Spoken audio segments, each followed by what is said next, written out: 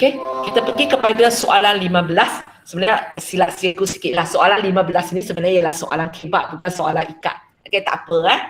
Okey, di sini cikgu kata ada satu rak, dia boleh simpan 6 buah buku saja. Ada berapa cara 10 buah buku yang berlainan boleh disusun untuk memenuhi rak itu. So, kamu kena faham untuk soalan ini, bukan semua buku disusun. Ada 10 buah buku, hanya 6 saja akan disusun. Dan ada dalam itu ada 2 buah buku tertentu mesti disusun bersama-sama.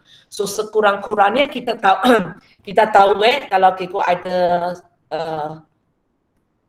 10 buah buku, ada 2 cikgu akan ikat lah. Ada 2 cikgu akan ikat. So kebanyakan cikgu memang nampak awak punya ada 2 faktorial, 2 faktorial, 2 faktorial, 2 faktorial, 2 faktorial. Okey, lepas itu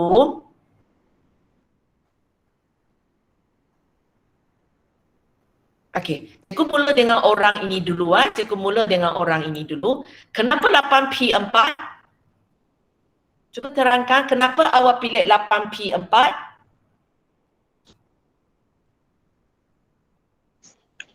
Sebab dah buat ikat tu ada 8 baki daripada 10 tu, lepas tu ada 4 ikat. Ya, okey. Di sini kita tinggal lagi 8 buah buku biasa. Tapi kita nak susun 4 saja sebab total dia 6. Tapi masalahnya kalau awak buat macam ini, maksudnya awak telah wajibkan ikat itu di belakang dan yang ini 8P4. Ini 2 faktorial. Tapi adakah pastikan buku yang letak di belakang itu mesti letak di belakang? Tak. Tak semestinya kan? Okey. So itulah masalah ni, kelemahan ini. Awak hanya fikir satu kemungkinan saja, iaitu buku. Cikgu ikut susunan awak lah. Cikgu angkat awak buat 2 itu di belakang. Okey? Boleh ya? Okey. Cikgu nak tanya sebab ini pun cikgu nampak 8P4. Okey. Ini kenapa 2 faktorial? Siapa punya, siapa jawab ya? Kenapa 2 faktorial? Sebab cikgu kena beritahu kamu apa yang awak fikir itu, apa kelemahan dia. Boleh ya? Kenapa 2 faktorial? Siapa punya? Tolong jawab. Kenapa awak rasa 2 faktorial? Mesti ada sebabnya awak cakap 2 faktorial.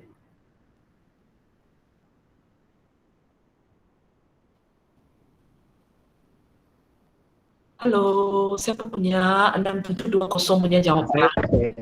Okey, kenapa awak rasa 2 faktorial? Sebab saya ingat yang dia nak 8 ada 8 buah lagi, pilih 4. Okey, itu 8P4. Lepas tu?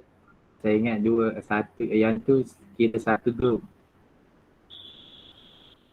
Kira 1. Oh, okey. Tapi sebenarnya kalau ikut cerita ini, cikgu tu benda ini boleh asingkan jadi macam ini pun boleh kan?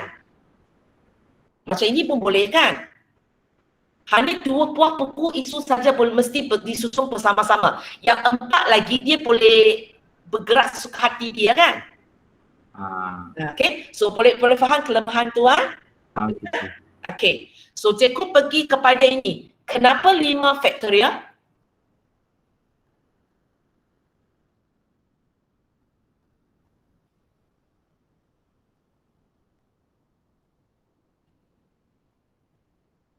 Siapa punya? Siapa tolong jawab? Kenapa ada 5 faktorial? Sebab kan ada 4, lepas tu yang 2 tu dikira sekali. Lepas tu boleh boleh letak ada 5. Ada 5. Nak kata apa? Okey, cikgu tahu. Sebab awak kata sini ada 5. Awak kata sini ada 5. 1, 2, 3, 4, 5. Betul? Tapi bila awak buat ini, maksudnya ada 5, kita susun 5. Tapi sebenarnya kita bukan hanya ada 5 kan? Kita sebenarnya ada begitu banyak. Hanya kita ambil 4 daripada dia. Kita ambil 4 daripada dia plus 1 yang binding.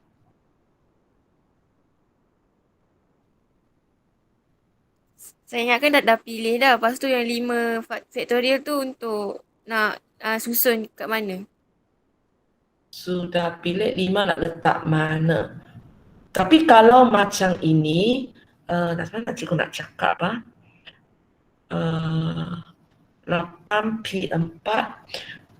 Kalau awak ubah kepada, cikgu tengok kejap. Sebab soalan ini ada banyak cara awak fikir, cara kamu fikir, cikgu kejap.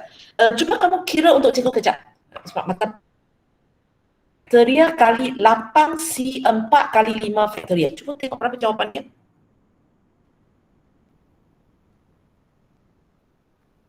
Boleh tak 16800? Boleh kan? Boleh. C nak tekan kat mana? NCR. Sorry, lupa cakap. Sebab itu kita akan belajar lepas ni. NCR kan nampak. Di tepi MPR ada NCR. Boleh. Boleh tak Pak? Dah 16800. Ini yang boleh. Sebab cikgu nak cakap macam ni. Nanti sebenarnya besok baru kita akan belajar C. Cikgu terang sikit lah. C dengan P bezanya susunan penting, C susunan tak penting. So bila awak tulis di sini 8P4, awak sudah ambil kira susunan dia. So bila awak cakap lagi 5 faktorial, awak 2 kali tengok susunan dia. So itu sebenarnya satu cara ialah saya ubah dia kepada C. Di mana cikgu kata cikgu ambil 4 tapi cikgu tak kisah susunan lagi. Lepas tu baru cikgu susun. Kalau kamu buat ini, sama 1680. Sama ni kan? Kamu pun boleh dapat jawapan ini. Tapi mungkin untuk hari ini cikgu susah nak terangkan kaedah ini sebab kaedah ini cikgu belum ajar C. Okay, so nanti cikgu akan pakai kaedah bawah sebab kaedah bawah tak pakai C. Boleh ya? Sorry ya, sebab cikgu tak dapat terangkan C dengan lebih terperinci lagi untuk hari ini ya. Okay, tengok lagi satu sampel yang salah ni. 9 faktorial. Kenapa 9 faktorial?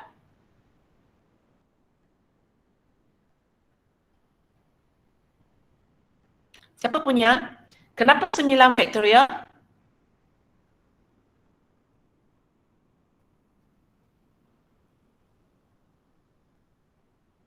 Teacher, Kenapa? sebab saya ingat dia kes ikat. Kalau kes ikat itu masalah 2 faktorial itu tak ada masalah. Jadi masalah kenapa awak fikir 9 faktorial? Sebab ini ada 8 buku biasa dan satu special. Tapi masalah, soalan ini kalau rak ini boleh letak 10 buah buku, maka betul. Maka apa yang awak buat ini adalah betul. Tapi masalah sekarang dia tak ambil semua buku, dia ambil 6 saja. Boleh kan? Dia ambil 6 saja, dia tak ambil 10 buah buku. Kalau dia susun semua buku, maka apa yang awak buat betul. 2 faktorial kali 9 faktorial. So, cikgu mula-mula ingat ini ialah soalan cerita susun. Tapi lupa tengok ini, dia tak susun semua. Cerita ikat yang cikgu tengok sebelum ini, kalau kamu tengok kebanyakan waktu itu dia susun semua. Dia susun semua. Yang ini kita tak susun semua. Kenapa kita tak boleh buat macam ini? Sebab itulah macam cikgu kata kita tak ambil semua buku. Kita tak ambil semua buku. Okay, so boleh ya? So cikgu telah cuba terangkan kesalahan-kesalahan yang dilakukan oleh kamu. Okay, sekarang kita tengok sampel yang betul ini. Okay, kenapa darab 5? Sebab ini sudah terangkan 2 faktorial sebab cara ikat buku itu kan. 8P4 sebab nak pilih 4 buah buku itu. Kenapa darab 5? Kenapa darab 5? Sebab kita tengok ada contoh tak darab 5, ada contoh darab 5 faktorial, ada contoh darab 2 faktorial, tapi awak pilih darab 5. Kenapa darab 5? Siapa punya? Cuba terangkan. Teacher. Yang 5 tu saya wujudkan 5 kes. Okey, awak wujudkan 5 kes. Okey, kejap lah bagi saya tu kes kejap. Ada 5 kes. So kita ada kes 1, kes 2, kes 3, kes kes 4, kes 5. Apa yang membezakan mereka ada 5 kes ini? Kedudukan troli special tu dia. Okey, kedudukan buku special itu. Ha. Termasuk awak untuk kes pertama 1, 2, 3, 4, 5, 6. Waktu itu buku special di mana? Ikat paling depan. Ikat paling depan. Ha. Untuk kes kedua? Kes kedua, kotak pertama kosong, kotak kedua dengan 3. Okey, cikgu faham maksud awak. Okay. Kes kedua di sini. Kemudian kes ketiga di sini. Ya dia. Okey. Kes keempat di sini.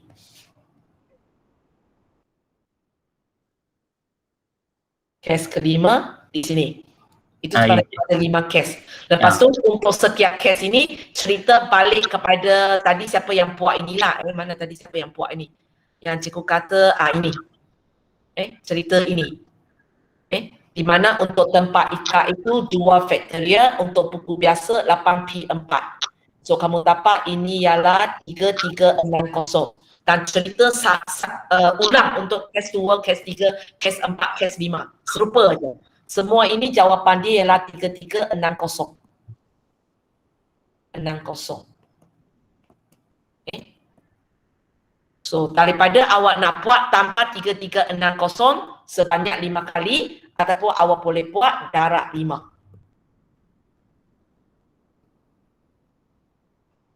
Boleh?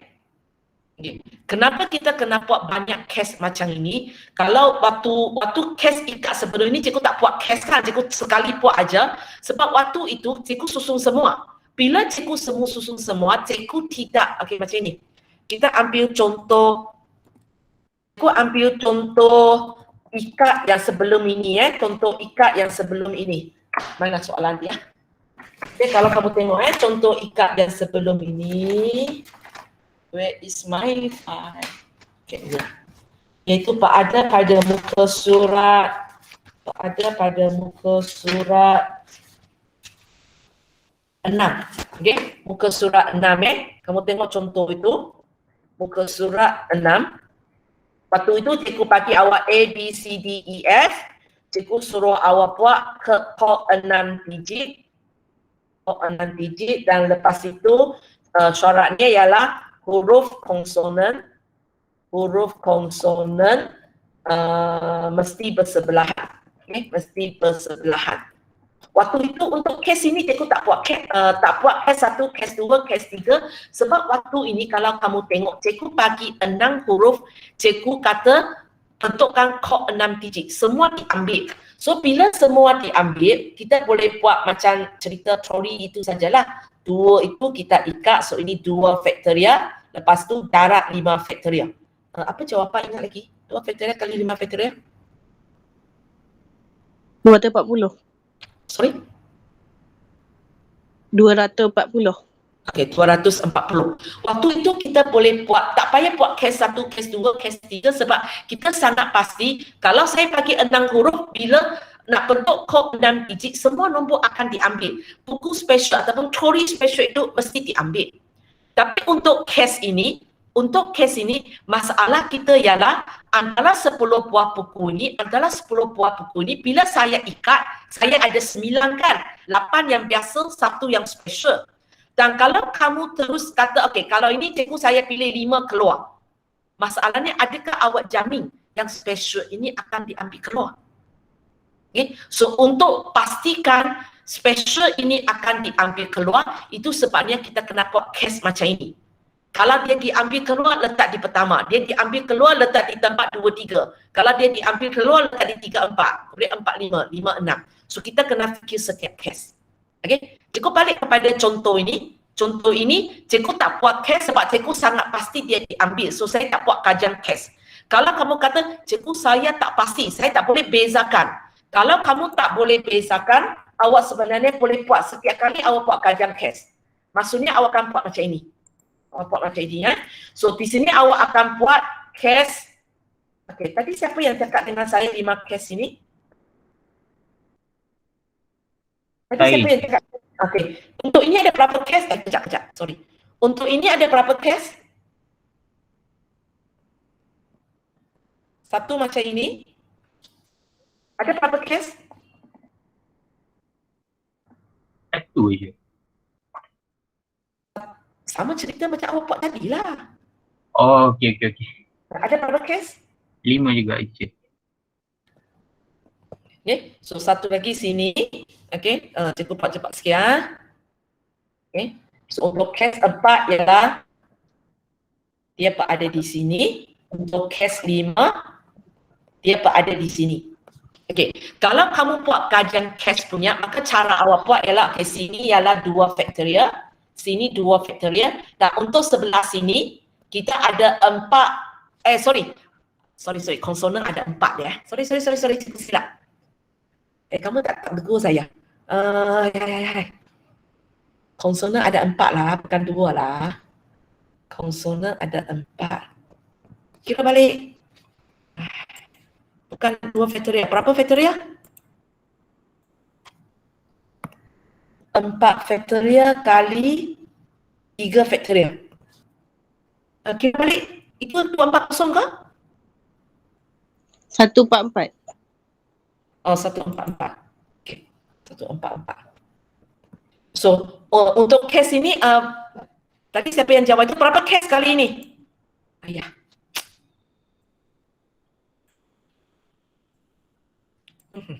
Sekejap. Cikgu silap. Ada berapa case ini? Tadi siapa yang kata 5 case ini? Sebab cikgu tak tahu siapa cakap dengan saya. Siapa yang kata 5 case ini? Cikgu nak tanya kamu untuk soalan ini. Kalau cikgu buat 4 macam ini punya, ada berapa case? Ada berapa case? 3 je. 3, okay? Untuk siapa tak tahu, inilah case kedua, inilah case ketiga. Ada 3 case sahaja. Okay, ini tak ada. Okay, 2 ini tak ada. 3 case sahaja. Dan lepas tu kita boleh buat macam sebelum ni. Okay, untuk ikat 4 huruf ini, kita buat 4 konsonan. 4 factorial. Kemudian kita tinggal lagi 2 huruf worker untuk susun di sini, 2 factorial. So kalau kamu buat 4 factorial kali 2 factorial berapa? 48. 48. Dan proses sama sebenarnya, 48. So kalau kamu buat 48 tambah 3 kali kan, kita kali 3. Betul tak dapat juga 144?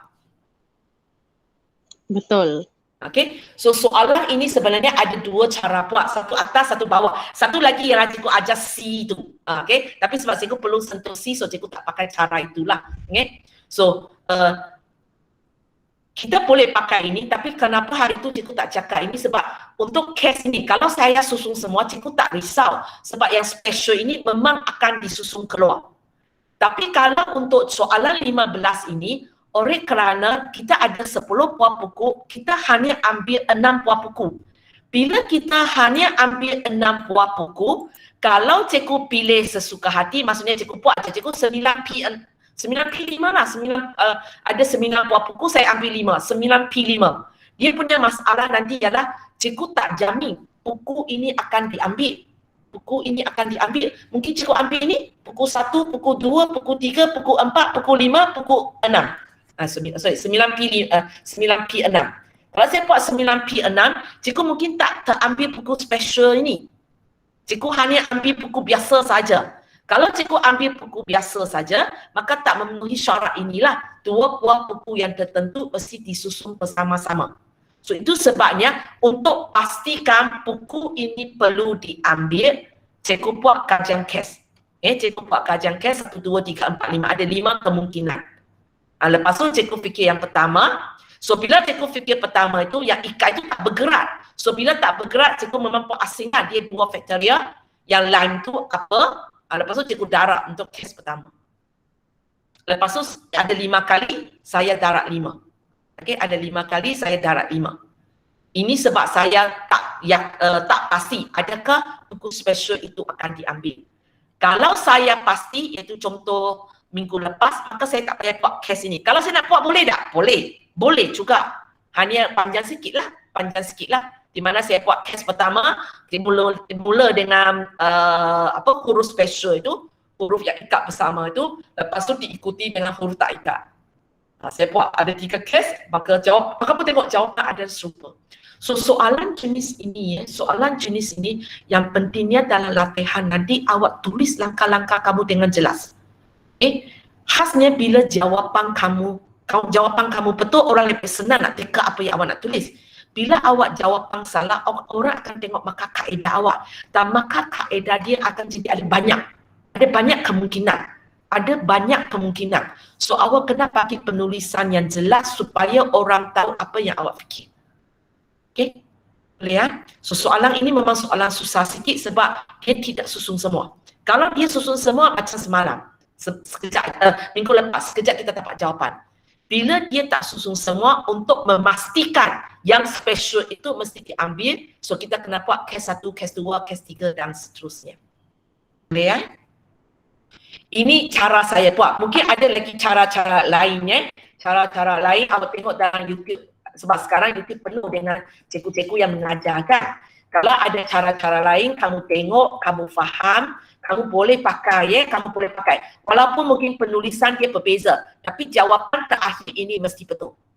Okay? Kalau jawapan terakhir ini tak betul, maksudnya ada something wrong. Kalau awak perlu tahu apa kesalahan awak boleh PM cikgu. Kalau pakai idea cikgu ni, awak bagi saya tengoklah cara awak buat, nanti cikgu beritahu apa masalah awak. Okay? Kalau kamu kata, cikgu saya ikut cikgu yang ajar dalam YouTube ini, awak bagi link itu kepada saya, cikgu cuba bandingkan jawab soalan saya dengan soalan dia dan cikgu beritahu kamu apa perbezaan antara dua soalan ini. Sebab macam soalan 15 ini kan, sekali pandang dia macam soalan 13, 14. Sampai cikgu tadi tak tengok elok-elok, cikgu pun ingat dia soalan kes ikat. Bila saya terang baru saya nampak, oh dia bukan kes ikat. Dia ialah kes ikat kelas benda lain. Okay. So awak bila ada masalah ni, awak tengok YouTube, ada soalan lain, lepas tu awak rasa tak faham, awak boleh PM cikgu. Okay. Link itu awak simpan, dan kalau cikgu nak tengok link tu, awak bagi saya tengok. Sebab dalam mungkin awak tengok contoh lain. Dan contoh itu dengan contoh saya, bagi awak nampak dia serupa. Tapi bagi saya, dia sebenarnya ialah dua soalan berbeza. Dan cikgu akan terangkanlah apa beza antara dua soalan ini. Ya? Boleh ya? Okey, kita pergi kepada soalan 16. Okey, soalan 16. Okey, cikgu nampak di sini ada 3 faktorial. Okey, 3P3 itu pun maksudnya 3 faktorial lah kan? Okay. Sebab 3P3 maksudnya 3 faktorial. Ada 4, ada 3 faktorial. Okey, cikgu minta orang pertama ini. Kenapa awak apa maksud 3 faktorial ini? Orang yang jawapan ini. Sesiapa nak wakil-wakil seorang? Kenapa awak fikir 3 faktorial? Sebab ada 3 orang tertentu yang kena duduk dalam baris pertama. Baris pertama ada berapa tempat duduk? Ada 4. Okey. So kalau kamu tengok, kalau sekarang baris pertama ada 4 tempat duduk, baris kedua ada 5 kan? Okey. Baris pertama ini ada 4 tempat duduk. Kalau soalan ini kata 3 orang tertentu mesti duduk di baris pertama, adakah bermakna 3 orang tertentu ini mesti duduk bersebelahan?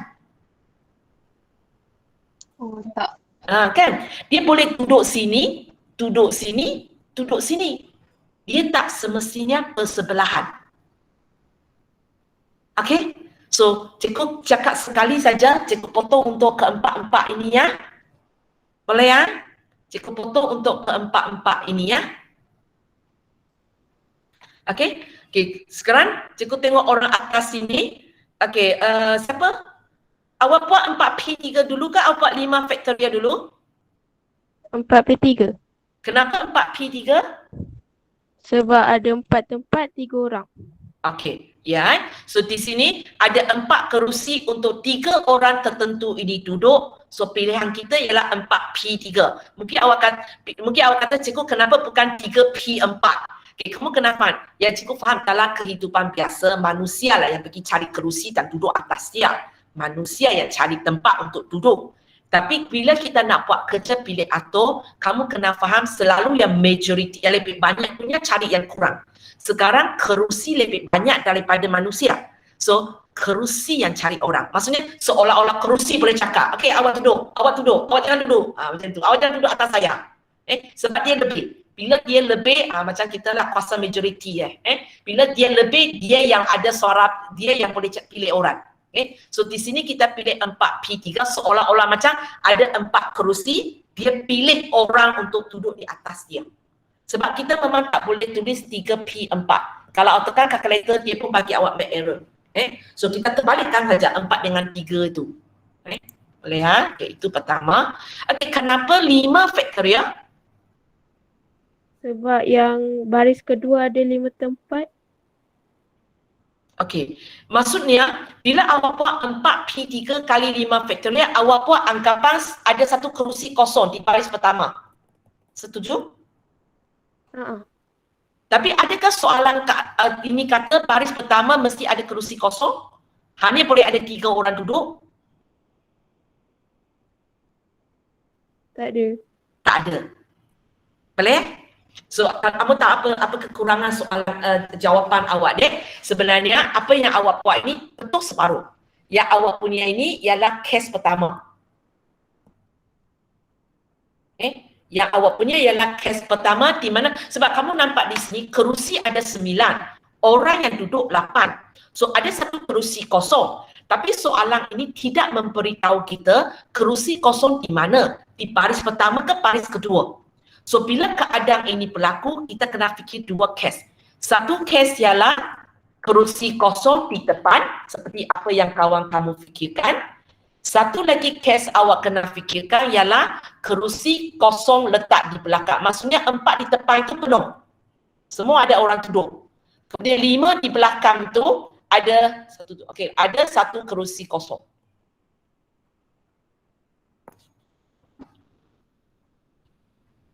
Okay, so case 1 kita sudah settle lah. Cara dia ialah 4P3 kali 5 faktorial. Itu betul lah. Okay, sekarang kita nak buat case 2. Kita nak tengok case 2.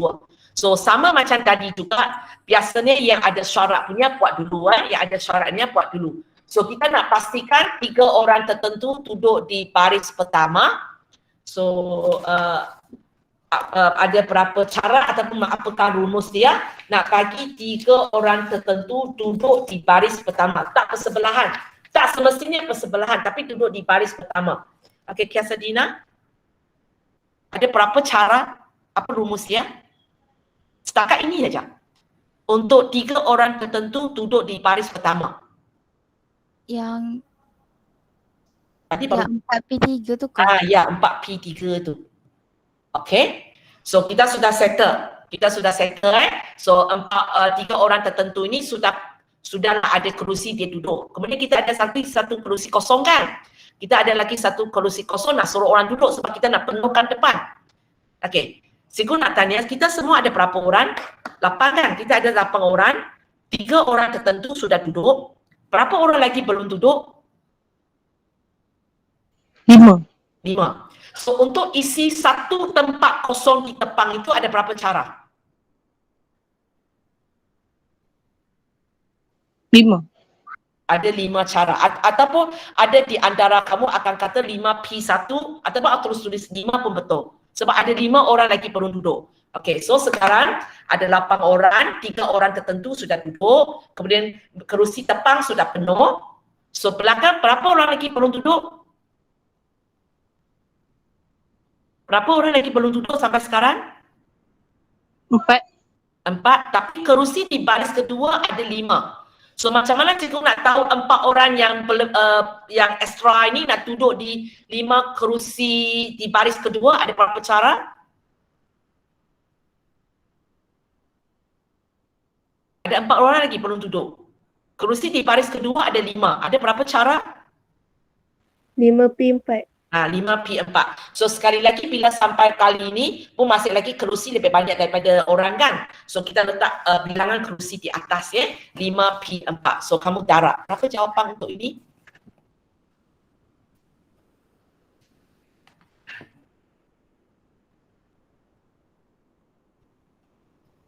14400. Okay. So jawapan terakhir kita ialah 14400 tambah berapa tak ingat. Okay, tambah 2880. So jawapan 14688. 2880. 2880. Salah kira tu. 178. 7568. 17. Okay. 568. Kenapa awak punya belakang yang 8, belakang mesti kosong kan? Tambah. Bukan 17280. Cikgu kira betul lah. Kenapa? Kira sekali lagi tambah. 14400 tambah cash pertama, kawan kamu punya jawapan. Okey, cikgu kecilkan sikit. Ini 2880. Betul teacher, salah kira. Okey, terkejut cikgu. Okey. So itu jawapan dia. Okay, soalan ini, so itulah sekumpulan besar ini awak terlepas pandangnya. Dia kata duduk di baris pertama tapi dia tak kata dia mesti bersebelahan. Kerusi ada 4, so dia mungkin ada kekosongan di antara mereka. Lepas tu yang pelajar pertama ini, itulah ya, cikgu tak pernah kata tepat hanya boleh duduk 3 orang. So mungkin duduk 3 orang, mungkin duduk 4 orang. So kita ada 2 kes kena fikir. Boleh ya? Okey, nanti baru awak saling layan. Saya akan pandai yang salah punya, tinggal yang betul punya saja. Okey, kita pergi kepada soalan 17. Okey, soalan 17 sebenarnya itu cikgu buat satu benda, semua akan ditolak sudah. Okey, cikgu nak tanya, kenapa 2 faktoria? Semua orang boleh jawab. Dan orang yang betul aja dapat 2 faktoria. Kenapa 2 faktoria? Dia duduk dua orang duduk belah yang sama. Soalan saya, adakah dia mesti duduk bersebelahan? Boleh ke seorang duduk sini, seorang duduk sini, seorang duduk sini? Adakah kalau mereka duduk macam ini, adakah bermakna 2 orang murid ini duduk di satu belah yang sama? Ke sini. Seorang duduk di sini, seorang duduk di sini. Adakah mereka ini dipanggil sebagai duduk di satu belah yang sama? Tak ada orang jawab. Ada. Okey, boleh ya? So ini dipanggil juga kan, duduk di satu belah yang sama. So semua ini cikgu potong. Boleh ya? Okey. So, okey, orang ini terang sikit kenapa 3P2 cikgu nampak ada tambah, maksudnya ada 2 kes ke? Sebab ada 2 belah. Ada 2 belah. Okey, 3P2 ini maksudnya? Maksudnya 3 kerusi tu untuk 2 orang. Okey, mungkin cikgu terang macam ni kawan awak daripada senang faham. Cikgu kembangkan awak punya, dia akan jadi 3P, kalau tulis tangan cikgu tak boleh macam ni lah kan. 3P2 darab 4P4. Satu lagi ialah 3P2 darab 4P4. Cikgu buat asing lebih senang lah supaya kawan kamu boleh faham. Okay, so awak ada 2 kali 3P2 sebab satu ialah mungkin dia ada di sebelah kiri, satu dia ada di sebelah kanan, betul? Betul. Satu waktu dia ada di sebelah kiri. Okay. So cikgu buat secara asingnya supaya kamu boleh faham maksud kawan kamu. So maksud dia ialah dia akan fikir kes pertama kalau 2 orang tertentu itu duduk di sebelah kiri. Kes kedua kalau 2 orang itu duduk di sebelah kanan. Okay. Boleh ya? Okay, lepas tu nanti awak sambung terangkan kejap. Okay, kita tengok kes pertama. So kes pertama kita punya cerita ialah 2 orang itu duduk di sebelah kiri. 2 orang itu. So cerita macam tadi lah kan, kerusi lebih banyak daripada orang, itu sebenarnya kita kata 3P2. Kita kata 3P2. Okey, pelakar kenapa 4P4? Sebab tinggal 4 orang lagi untuk 4 tempat duduk kosong. Okey, sebab ada 4 orang lagi untuk 4 tempat kosong. Okey, so itu dapat 4P4. Mungkin ada di antara kamu akan tanya, cikgu tadi buat baris pertama lepas tu baru buat baris kedua kan? Kenapa kali ini cikgu sekali buat? Okey, sebab dia susun semua. Kalau kamu tak pasti, kamu pun boleh macam tadi. Kita penuhkan dulu sebelah kiri, baru kita penuhkan sebelah kanan. Pun boleh. Okey? Kalau kamu nak penuh sebelah-sebelah punya, maka boleh juga. So, mula-mula saya sudah masukkan 2 orang. Okey, sekarang saya ada lagi 1 tempat kosong kan? Ada 1 lagi tempat kosong. So, kalau semua ada 6 orang, 2 orang sudah duduk di sebelah kiri. Cikgu ada berapa orang lagi belum duduk? Okey, cikgu cari seorang. Cakap dengan Mustaqim. Mustaqim ada? Cikgu main cakap je. Mustaqim ada? Ada. Cari seorang lelaki. Aizat? Semua diam. Ama? Halo. Ama? Ya, teacher. Okey. Kamu tengok Okey. Yang kawan kamu dia pakai teknik terus sekaligus untuk yang tak ada tempat kosong. Tapi cikgu kena terangkan kita hanya boleh buat kerja ini jika dia susun semua. Okey. So mungkin awak akan keliru dengan soalan 16. Pas soalan 16 awak tengok cikgu penuhkan baris pertama, baru cikgu penuhkan baris kedua. Okay. Waktu itu kenapa kena buat macam ini? Sebab waktu itu kerusi dengan orang tak sama banyak. Kita bukan susun semua. Okay. So cerita susun semua dengan cerita tak susun semua sebenarnya jauh beza tau. Okay. So di sini cikgu cuba terang ialah dari segi kita cuba penuhkan sebelah kiri, baru kita penuhkan sebelah kanan. So untuk penuhkan sebelah kiri, so mula-mula bagilah 2 orang tertentu itu duduk dulu. So kita ada 3P2. So kita ada lagi 1 tempat kosong. So semua ada 6 orang. 2 orang tertentu sudah duduk di belah yang sama. So ada berapa orang lagi boleh cikgu pilih untuk duduk di sini? Ada berapa cara? 4. Okey, ada 4 cara. Sebab ada 4 orang lagi belum duduk. Sama ada awak tulis 4 ataupun awak tulis 4P1.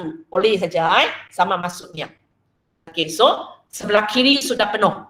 Bila sebelah kiri sudah penuh, kita isi sebelah kanan pula. So sekarang tinggal berapa orang lagi belum duduk? 3. Kerusi ada berapa? 3. So berapa cara untuk sebelah kanan tu? 3P3. Okey, awak nak cakap 3P3 pun cikgu terima, awak nak cakap 3 factorial pun cikgu terima sebab susun semua. So kalau kamu buat ini kalau kamu buat ini 3P2 kali 4 kali 3 factorial, jawapan dia adalah serupa. Apa jawapan dia? Kira kejap apa jawapan ini? 144. Betul tak? Kalau awak buat bawah ini jawapan pun 144. Betul. Okay. Terpulang kepada kamu cara fikirlah. Okay. Yang warna biru punya ialah awak penuhkan kiri baru penuhkan kanan. Kalau yang tulisan hitam punya, kawan kamu buat punya, dia fikirkan 2 orang itu saja, lepas tu dia terus fikir 4 orang. Dia terus fikir 4 orang. Tapi kita hanya boleh buat macam ini jika semua orang duduk. Tak ada kerusi kosong, tak ada orang berdiri. Baru boleh pakai case ini. Kalau tidak, dia akan balik macam soalan 16. Kita kena fikir dulu, kalau baris pertama macam mana? Baru fikir baris kedua. Case kedua, sebenarnya kalau kamu tengok, kita ulang proses yang sama, hanya kiri kanan terbalik. Kiri kanan terbalik. So, kita dapat benda yang serupa juga. Kita akan dapat benda yang serupa juga. So, ini juga 144. So, jumlah kita ialah, kalau buat macam kawan kamu pun boleh, kalau kamu buat tulis macam ini, tulis case demi case punya, maka awak lepas tu tulislah 144 tambah 144 sama dengan 288. Ataupun awak boleh tulis 3P2 kali 4P4 tambah 3P2 kali 4P4 sama dengan 288. Sebaris saja pun cikgu boleh terima. Kalau siapa tulis sebaris punya tak tulis case 1, case 2 boleh terima. Sebab bila cikgu nampak tambah ini saja, cikgu tahu ada case. Itu sebenarnya tadi cikgu nampak kawan ada tambah, cikgu sudah tanya ada case ke? Sebab bila cikgu nampak tambah, cikgu tahu ada case. Hanya cara tulislah. Sama ada awak tulis semua formula di sini. Ataupun awak tulis macam ni, perasingan, lepas tu awak jumlahkan. Dan boleh juga untuk ini sebab 144 tambah 144 kalau anda tulis 144 darab 2 sama dengan 288 pun boleh diterima. Pun boleh diterima. Ini dengan ini dianggap serupa lah. Tapi nak pakai yang biru, yang cikgu highlight biru ini, yang atas ini mesti tunjukkan supaya orang tahu 144 itu datang dari mana. Boleh ya? So itu ialah soalan 17. Kamu jangan rasa cikgu macam mana ni, macam susahnya hari ini. Memang berapa contoh ini contoh lebih susah. Kejap cikgu tu.